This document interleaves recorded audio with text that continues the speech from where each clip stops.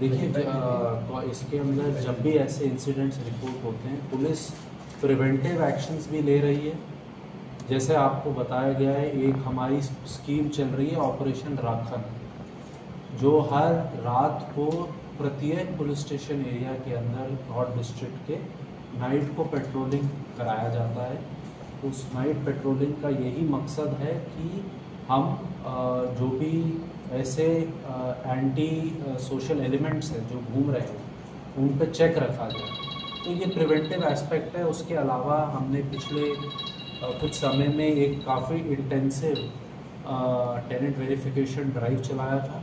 वो ड्राइव हमारा ऑनगोइंग है और उसके अंदर काफ़ी लोगों को जिनको पाया गया उनका प्रॉपर टेनेंट वेरिफिकेशन नहीं था, तो उसको हमने नेसेसरी लीगल एक्शन के लिए उनकी रिपोर्ट्स भेजी हैं।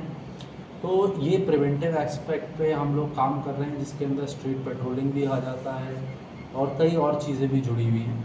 और उसके अलावा जब भी कोई इस तरीके का इंसिडेंट हमारी नॉलेज में आता है कि ऐसा क्राइम हुआ है, तो उसके अंदर strictest possible action under law लिया जाता है और जल्द से जल्द जो भी लोग इन्वॉल्व हैं ऐसे क्राइम्स में उनको अरेस्ट किया जाता है।